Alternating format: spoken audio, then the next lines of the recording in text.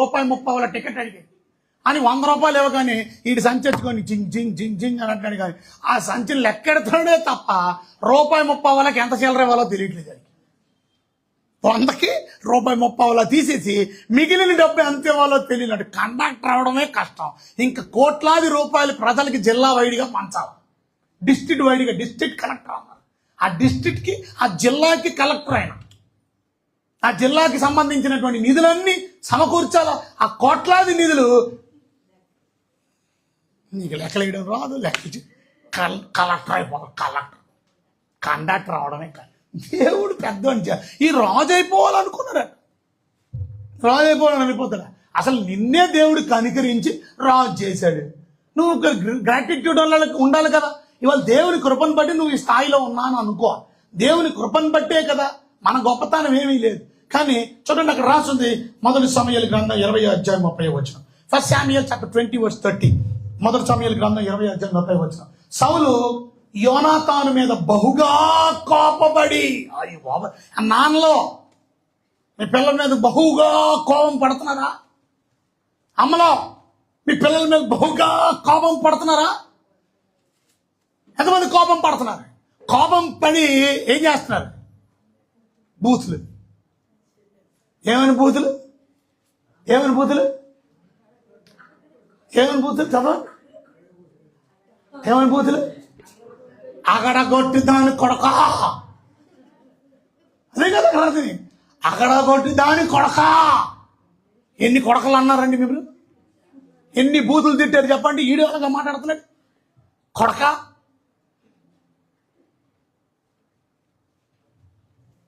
ఇవాళ మీ నాన్న చెప్పిన మాటలు గుర్తొస్తున్నాయా? మీ అమ్మ బూతులు గుర్తొస్తాయి. ఏమంటే నేను మాట చెప్తున్నాను. ఇక్కడ కూర్చొని మీ వృద్ధాప్యం వచ్చేసింది, కానీ మీ కొడుకు మారాడా?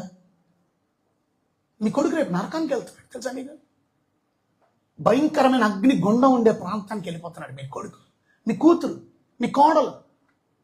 వై యాజ్ అ ఫాదర్ నువ్వు ఓల్డ్ ఏజ్ వచ్చినా స్టిల్ నువ్వు బూతులు తిట్టడం మానలా, స్టిల్ నీ కోపం మానలా. కొంతమందికి కోపం కోపం కోపం కోపం, ఎవరి కోపం వాడికే నాశనం. కొంతమంది కోపంతో ఊరికి పోతూ చెయ్యిపోయిపోయింది.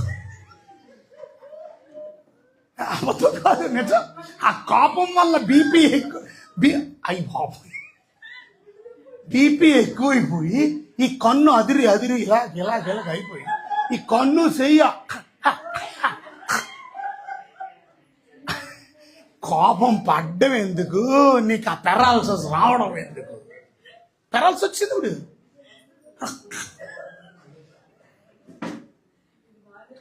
ఇప్పుడు కొడక ఈ కోపం ఎంతవరకు దారి చేస్తుందో తెలుసా? అది మళ్ళీ ఈ కొడుకే తీసుకెళ్ళాలి అక్కడికే. మళ్ళీ ఈ కొడుకే మందలా పట్టాలి, అమృతాన్ని రాయాలి, నూనె రాయాలి, కాళ్ళు లాగాలి. అది వాళ్ళు ఎంతమంది మీ కొడుకుని తిడుతున్నారండి?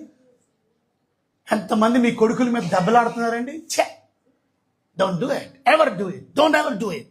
ఎస్ అ డాడీ, రే నీకు ఆస్తి కావాలి, పాటికిపోరా, తీసుకెళ్ళిపోరా, నేనే ఆ వీధిలోకి వెళ్ళి అడుక్కుంటారా. అది అనవలసి. నాకే తనరా నీకు, నా కష్టపడి మీద వేసుకో. ఆ గోతులోకి వెళ్తావు కదా, 6 అడుగులు జాన గోతులో, నీ ఆస్తి కూడా వేసేయమని చెప్పు. ఒకడు అలాగే అన్నాడంట అలా ఆవిడ గురించి. ఏమని ఎవరాడు?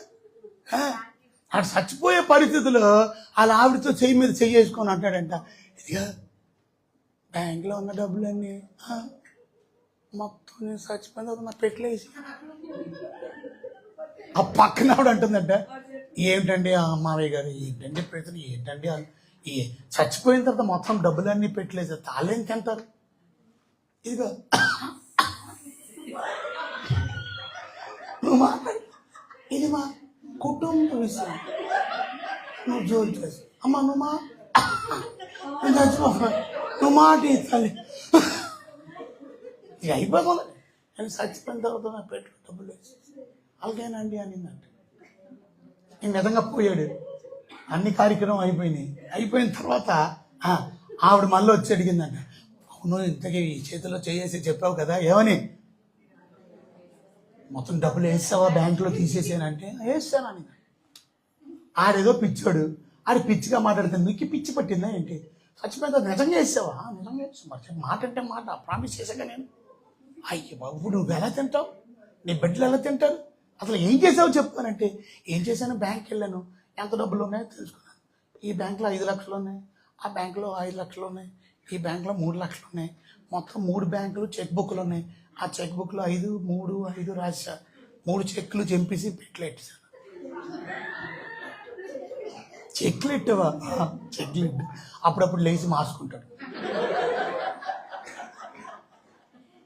చెక్లు ఏం చేసుకుంటాడు ఇక, అయిపోయింది. ఆ చెక్కులతో డబ్బులు అవుతుంది. డబ్బులు మాత్రం బ్యాంకులోనే ఉన్నాయి, చెక్కులు ఉన్నాయి. వీడు ఎప్పుడు వెళ్ళి బ్యాంక్కి వెళ్ళాడు, క్యాష్ చేసుకుంటాడు. చూసారా, తెలివి తక్కువవాడు అయితే నువ్వు. ఈ భార్య తెలివి తక్కువది అనుకుంటున్నావా? కొంతమందికి అంతా నాకే నాకే నాకే.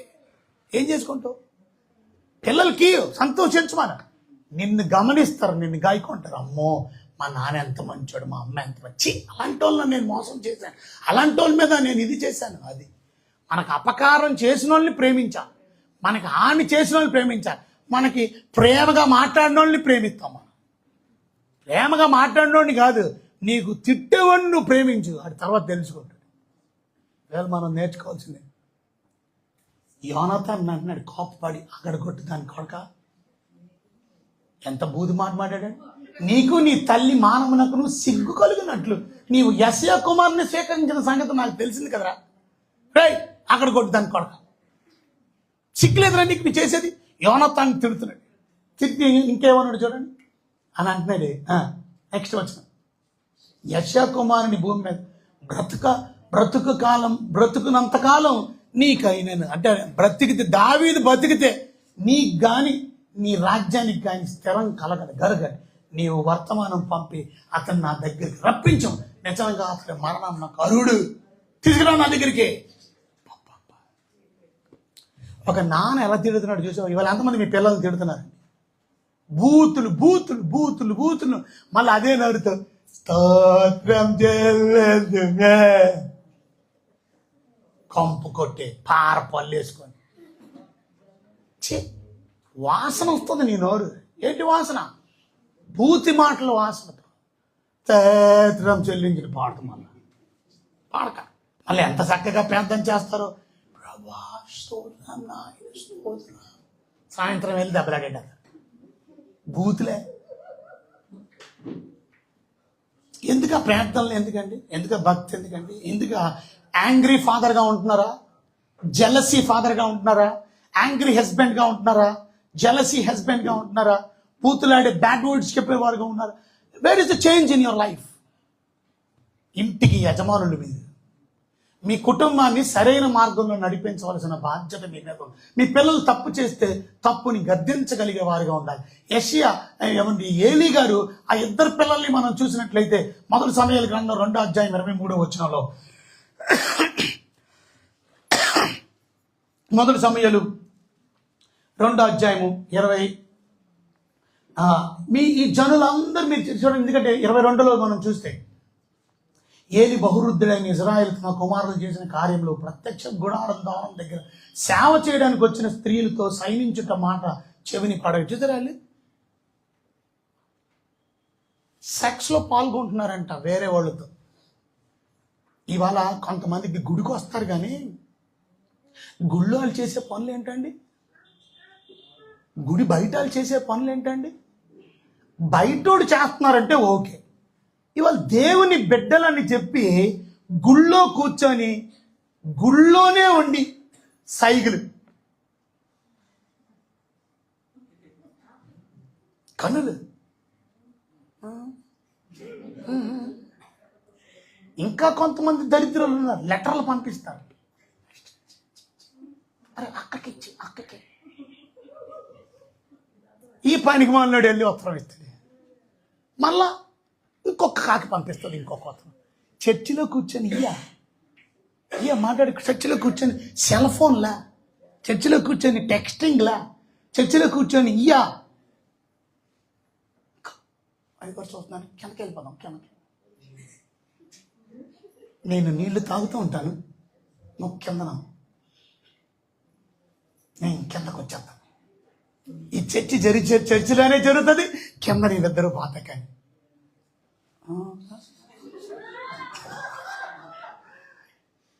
అప్పుడు ఆమె కూడా, మీ నాటకాలన్నీ దేవుడికి తెలీదా? తెలిసినప్పుడు దైవజనుడిగా నేనేం చెయ్యాలా? బుద్ధి చెప్పాలా?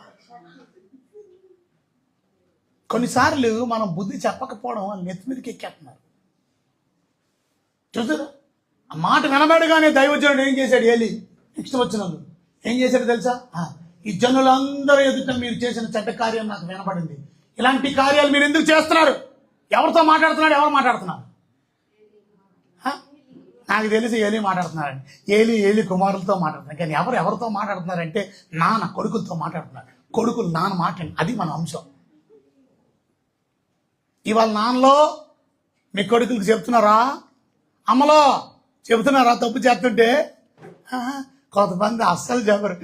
బంగారే నువ్వేటైనా తిరిగిరా, 4 డబ్బులు తెచ్చి. కొంతమంది తల్లిదండ్రులే ప్రోత్సహిస్తారు ఇలాంటి. షేమ్ ఉంది, సిగ్గుకరమైన విషయం. ఒక బిడ్డలు తప్పు చేస్తుంటే, బిడ్డలు తప్పుడు స్నేహంలో ఉంటే తప్పు అని గర్తించగలుగుతున్నావా? లేక నువ్వే ప్రోత్సహిస్తున్నావా? నువ్వే ఎంకరేజ్ చేస్తున్నావా? బ్యాడ్. ఇలాంటి కార్యం మీరు ఎందుకు చేయించున్నారు అని అన్నాడు. కానీ వాళ్ళని గర్దించరా, వాళ్ళకి బుద్ధి చెప్పరా. 3వ అధ్యాయంలో మనం చూస్తే కనపడుతుంది. నెక్స్ట్ అధ్యాయంలో మనం చూస్తే 3rd చాప్టర్ 3వ అధ్యాయంలో అక్కడ మనం గమనిస్తే 13వ వచనంలో అక్కడ రాసిన మాట, 3వ అధ్యాయం 13వ వచనం, తమ కుమారులు తమను తాము శాపగ్రస్తులుగా చేసుకొనిచున్నారని తాను ఎరిగియు. ఇవ్వండి, ఇవాళ మన పిల్లలు దరిద్రులు అయిపోతున్నారని మన తల్లిదండ్రులు తెలిసి కూడా వారిని అడ్డగించలేదు. ఇవాళ ఎంతమంది మీరు అడ్డగించట్లేదండి మీ పిల్లల్ని? ఫ్యామిలీ మెంబర్, ఇవాళ మీ డాడీగా, ఇవాళ మంచి హస్బెండ్గా ఎంతమంది పాపాన్ని అడ్డగిస్తున్నారు? ఒకవేళ మీరు అలా చేయకపోతే ఏమైందో తెలుసా? వాళ్ళకు మాత్రమే నష్టం కాదు, అతని ఇంటికి నిత్యమైన శిక్షను విధింతునని నేను అతనికి తెలియజేయచ్చు. నిత్యమైన శిక్ష. It is an everlasting punishment for that family, whole family, because you did not correct. Daddies, husbands, please correct your family. మీ పిల్లలు చిన్నప్పటి నుంచి కరెక్ట్ చేయండి. వాళ్ళు బూతులు ఆడుతుంటే మూతి పగలగొట్టండి. ఎరా బూతులు ఆడుతున్నావేంటి? నీ బూతులు ఆడుతుంటే నవ్వకండి, సంతోషించకండి, ఎగతాల్చే సంకల్ కొట్టకండి. బూతులు ఆడుతున్నా. కొంతమంది వాళ్ళ డాడీని తన్నుతుంటారు పిల్లలు. తప్పు అని చెప్పకపోతే రేపు నిజంగానే పెద్దోడు ఇంత తన్నుతాడు. పుండించే క్రమశిక్షణ ఆడుకోవచ్చు, తప్పులేదు, కానీ తండించుకోకండి. ఇప్పటి నుంచి ప్రాక్టీస్ చేపిస్తున్నామాట నువ్వు ముందే. ఆడు ఎక్కడెక్కడ తనాలో ఏం చేయాలో అన్ని కరెక్ట్ తంతాడు ఒకరోజు.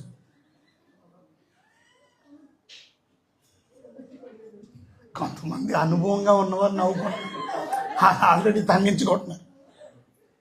అది రేపు నిజంగా తంతుడు.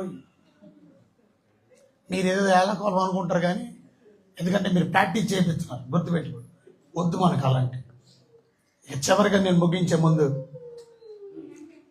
దేవుని బిడ్డలంగా మనం అందరం నేర్చుకోవాల్సిన ప్రాముఖ్యమైన విషయం, మనం ఒక మాదిరిని కనపడద్దు. ఒక మంచి డాడీగా ఉండండి, ఒక మంచి హస్బెండ్గా ఉండండి, మంచి మమ్మీగా ఉండండి. రేపు పెళ్ళయ్యే మీరు ఒక మంచి మమ్మీగా తయారవ్వండి, ఒక మంచి వైఫ్గా తయారవ్వండి, ఒక మంచి హస్బెండ్గా తయారవ్వండి, ఒక మంచి డాడీగా తయారవ్వండి. లేచి నిలబడదాం, ప్రార్థన చేసుకుందాం, మన జీవితాలు ప్రభు దగ్గర చక్కపరుచుకుందాం, సరి చేసుకొని ప్రార్థన చేసుకుందాం. ఇంకా అనేకమైన విషయాలు ఉన్నాయి, కానీ టైం లేక మనం కేవలం ఒక విషయాన్ని మాత్రమే మీరు అందరూ ప్రార్థన చేసుకుంటే ప్రభు బల్ల మీకు అందించబడుతుంది. ప్రభు బల్లలో యోగ్యమైన రీతిలో పాలు పంపులు పొందడానికి ప్రభు బల్ల అందించేవారు. రండి, ప్రార్థన చేసుకోండి. మిగతా వాళ్ళందరూ